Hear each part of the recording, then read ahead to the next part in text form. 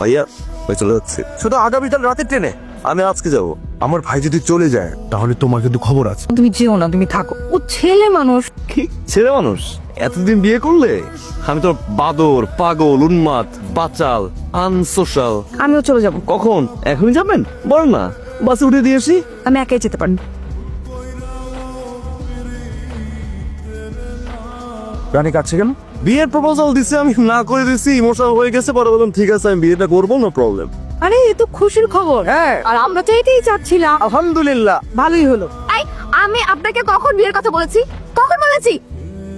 শোনো, যার যার রুমে যাও, অনেক হয়েছে। বলছিলাম ব্যাপারটা একটু ভেবে দেখলে হতো না? এতে তো ভাবাভাবির কি আছে? ওর জীবনে যা কিছু ঘটে গেছে তাতে তো রাজার কোনো দোষ নেই। ভাবি আমার বিয়ে হতে এক নেই। তোমার খুব ভালো করে জানো আমাদের সম্পর্কে।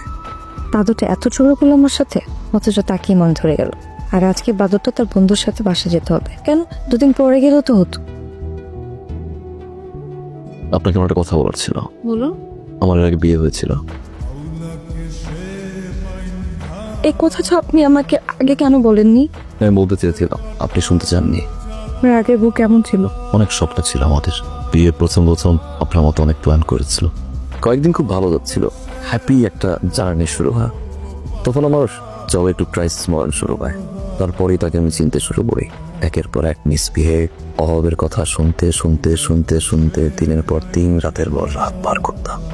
ইভেন আমার ফ্যামিলির সাথে মিসবিহেভ করতে চাই, তারপর থেকে আলাদা হয়ে যায়। আমার কথা আমি আপনাকে বলে দিয়েছি, নাও ইটস ইউর ডিসিশন। আপনি আমাকে বিয়ে করবেন কি করবেন না।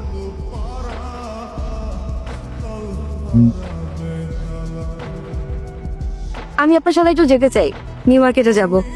It's your new market. আপনার রানী আপনাকে হুকুম করেছে, আপনার এখন মানতে হবে।